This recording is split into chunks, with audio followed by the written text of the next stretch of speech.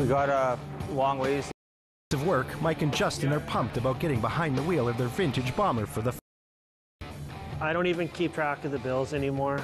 I just keep buying the parts, keep piling up the parts, and tell myself one day it will be on the list. And don't think about how much money I've spent on it. The cost of the parts is mental. I kind of roughly tallied up what we're into this for. My wife is probably going to be the first one to kill me, so I'm scared of her the most. The Husavik guys have spent over 100 hours and close to $40,000. Where's that cutoff wheel you had yesterday? They're gambling that the bomber will make it faster and easier to get their fish off the ice and money in the bank. Okay, you all clear there? Yeah. Yeah, fire it up.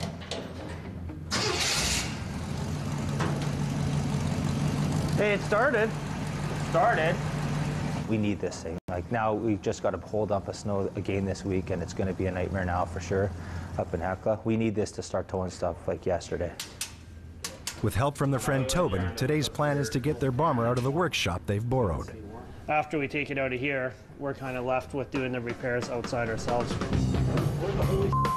Okay, we're good.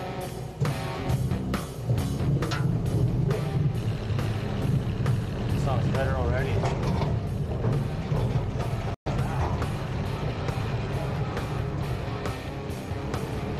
Is that still hitting something?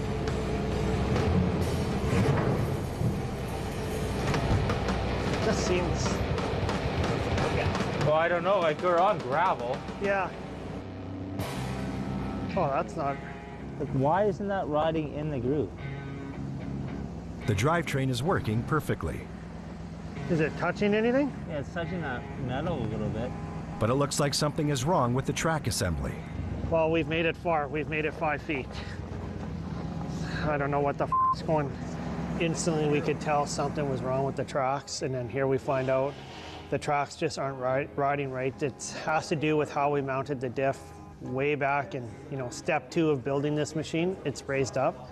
I wonder if this sprocket being mounted too high is trying to pull this track up like this, right? Like they'll have to take the track assembly apart. It's a massive job. The only time I'll see Lake Winnipeg today is by looking at a picture on my phone. Well, this is pretty disheartening. Take it in for now, and let's just have a calming, stiff shot of whiskey, and then one more stiff shot of whiskey, and then let's come up with a plan. Mike and Justin are running out of options. They decide to bring in the person everyone calls the bomber whisperer. Okay, man of the hour is on his way. Like he's here in 2 minutes. You know why I know what's wrong? Because I broke everything once. Yeah, well, you can look on this side. It's the first side we'll look at. Mike and Justin have called in a ringer, Krys Kristgianson, the bomber whisperer himself. You think you got the tracks pretty tight? Well, I don't know. You're the bomber whisperer. She's a little tight. See, the only problem with having it too tight. Okay, so you think that's too tight, right? Or what's your judge? Fishing is a competitive business, but there's an unwritten rule. You can always count on the others who work on the ice when things go wrong. Like these things they're maddening, right? And you can see how much time they've spent on it, and you can see how wonderful it looks. If it was me, I'd be eager to get the thing out there and try it out. But, I mean, once they're done getting all the bugs out of it, then they're gonna have something that lasts. And they're doing it right. If you want, you come over to my place, we'll measure the rear end on the bottom of mine. Like inside of the sprockets? Center to center.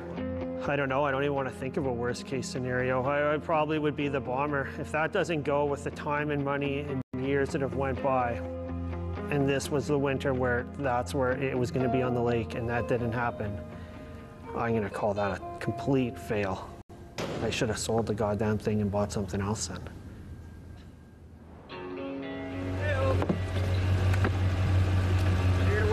It's been a week since Krys and his crew gambled by setting new nets, located over an hour east of their traditional fishing spot. Today, they'll find out whether their gamble worked. Hey, people wonder why they have problems with equipment when they forget to put the gas cap back on. Gotta go back to little fisherman school, retrain them. The warm weather is gone, It's a deep freeze now. And that's tough on the gear and people.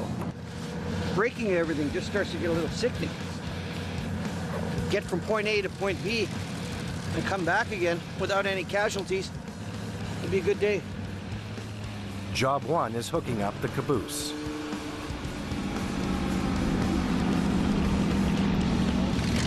Okay, we'll give it a try. Bring it back a little bit. The caboose is frozen in the snow and ice. Up, all the way up. Then again, up. Okay. Go, go, go, go, go, go! Go! Back up. Not blue, little, blue, little, blue, little. Well, I can't control it. Yes, you can. That's Is the throttle is so like touchy. It's like 0 to 100 almost, and I'm looking backwards and I'm like this with my foot, like I'm basically trying to touch it because I'm trying not to run anyone over, because that's the most important thing. And it's just 0 to 100, and then as soon as it spins, it's done. So it is very hard. Like I knew eventually we'd get it going. It's just everything's a little harder too when everyone wants to get everything done right now, and there's a little bit of yelling going on, which is why the rope ran around the neck at one point there. Can I stop? tighter. Oh yeah, I'm not sweating yet. Okay, third in there.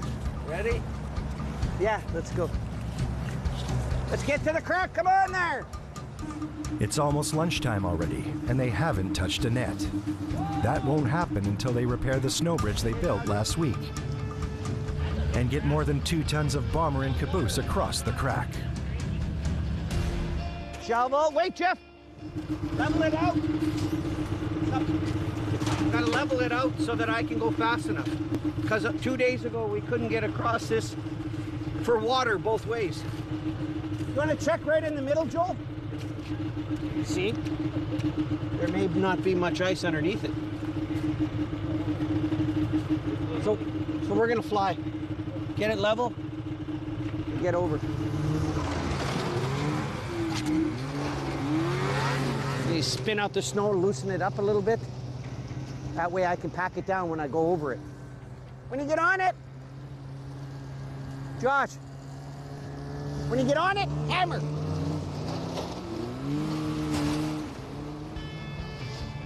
I don't know what could have happened there.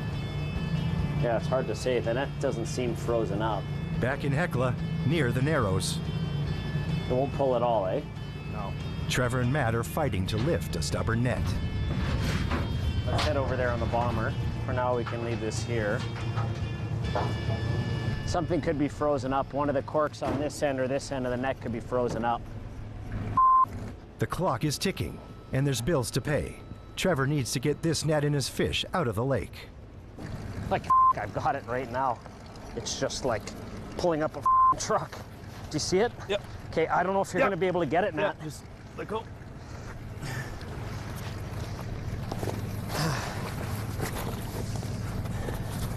Holy shit. Yeah, you got it? Okay. That's I don't know, are you going to be able to get this thing up?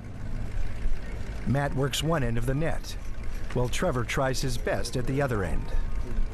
I can't get it. It's there, But they're still not having any luck.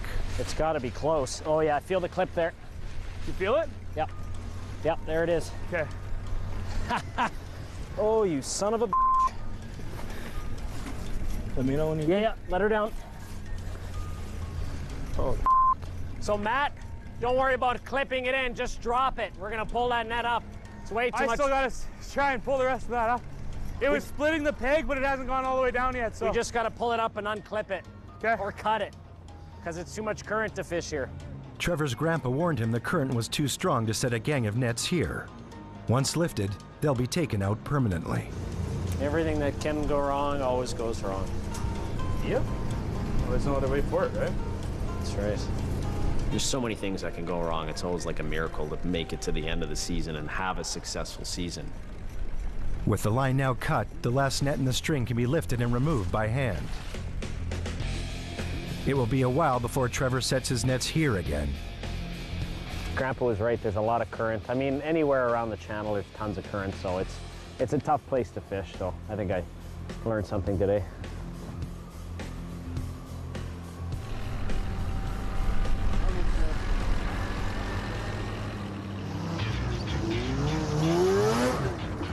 That's better. I like that.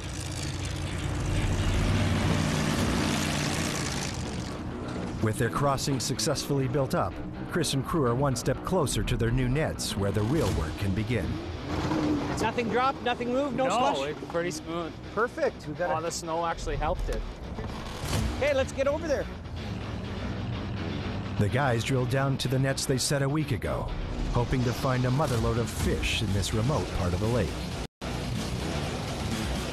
I'm anxious because it takes so long to get this all into place. This is going to determine my next 2 months. Am I going home to switch nets? Am I setting more nets? Am I leaving this area? Is there dirt? Is there fish? I want to go inside and see what's going on, but I don't. If there's fish, and everything's where it is and everybody's where they got to be, it's not going to be hard to get fish. But if there's not much, then everything's all the effort.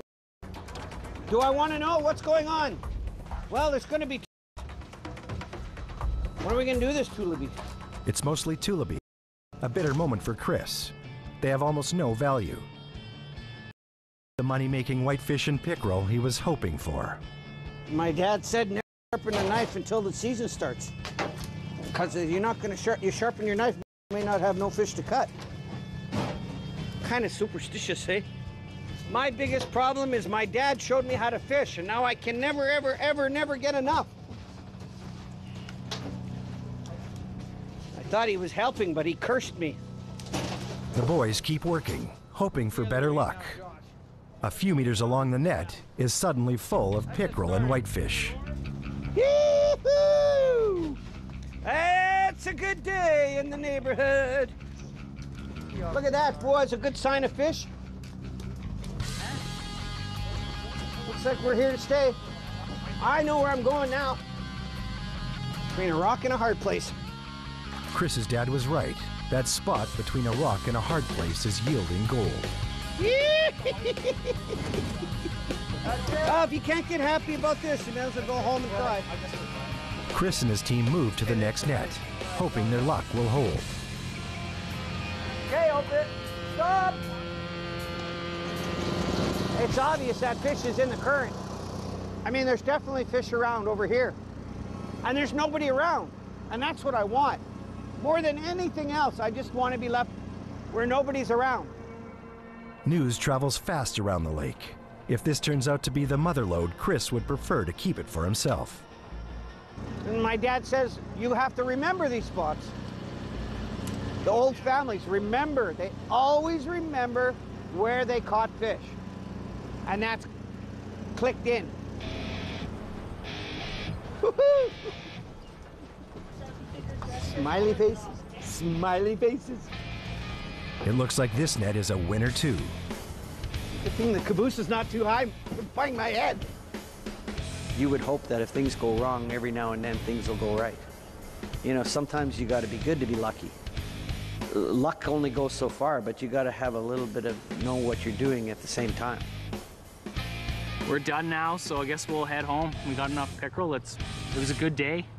I like the sign of it. It's a good turnout, and it's nice to see that fish around. We got a load of fish, so it actually went as planned. Touch wood, get to shore, don't break anything, be a good day.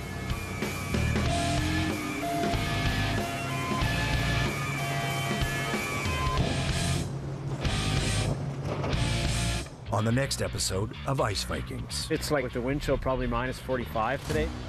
As soon as we pulled up the bomber here, it stalled out and we couldn't get it back started. He's stuck. Let's go on, stick him. Come on, come on, come on, come on, come on, come on, come on. That's pretty bad, eh? That's bad. Jesus! Our whole year's salary was on this winter. What a f***ing day this is turning out to be. If I start to cry, will someone give me a hug? Please.